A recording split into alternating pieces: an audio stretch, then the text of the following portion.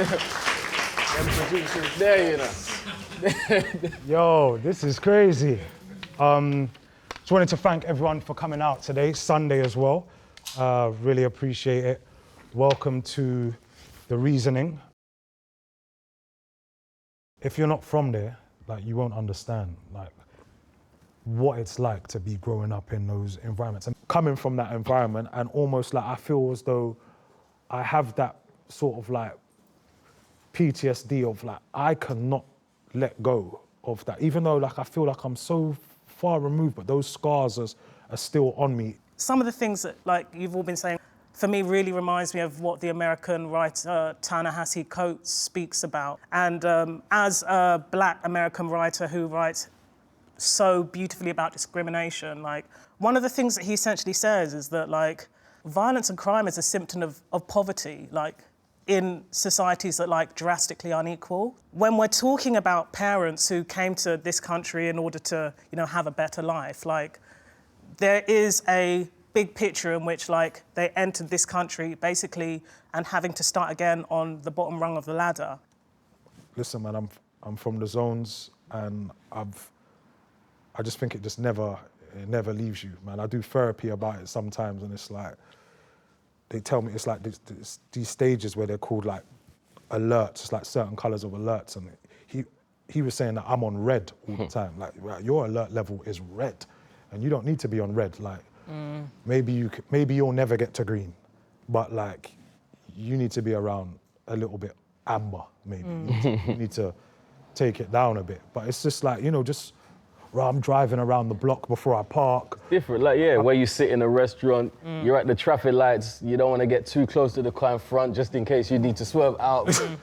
Someone else that's driving next to you are just not even thinking those things. Yeah. I mean, that are in, you know. Yeah, just... It's bad. I'm not in no troubles like that, but it's still in your head. Yeah, forever. And you know, and that, I think, but that takes its toll on you.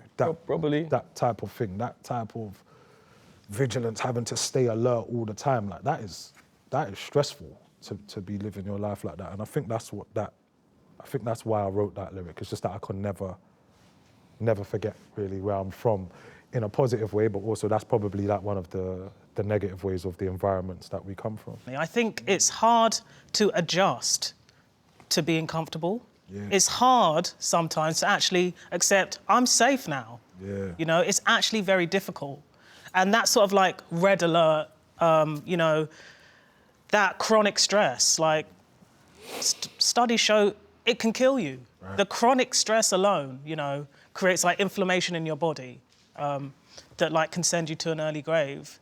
And it comes from inequality, it comes from poverty, and it comes from the environments that inequality and poverty create. I'm also like reminded, like, when we speak of these things, of something that the journalist Simeon Brown wrote in his book, Get Rich or Die Trying, which is about the influencer economy. And he also grew up around Tottenham. And one of the things he says is that when it comes to the places that we grow up in, politicians always describe it as kind of like poverty of aspiration, as to why we don't like easily like slot into middle-class society. And the thing that he says that really like hit the nail on the head for me is like, he said there's no poverty of aspiration. Young Black children are aspiring. People don't just get involved in like crime and violence for the fun of it. It comes from need. Like, it comes from need, it comes from a desire to provide, or even a desire to have nice things. But like, wanting to have nice things isn't a crime. And so for me, I think, you know, a lot of the themes in your album like touch on that. What you're saying is right. I don't think people are bad and the kids aren't bad, and I just think the majority of them, to be honest, are quite good. A lot of people are on the cusp, and they can go either way. And I hope this album could, if they're listening to it, can help to show some of my story and be like, no, actually there are other paths, and not just music, not acting, but there are people who are creating platforms, writing books, singing, writing poetry, writing films. There are different ways, and that's what the album's about. I want us to take the opportunity in this moment, actually, to tell you how good the album is, because I don't know if we'll have another chance to, but for me, like I told you before, I feel like this album is so good. Personally, to me, it's one of the best UK albums I've heard. What this album for me has done is you've made and created a body of work that can't be slept on. Like, you just went, for me, as soon as you pressed stop in that car, you went from a pioneer to a legend to me, because that album is that fucking...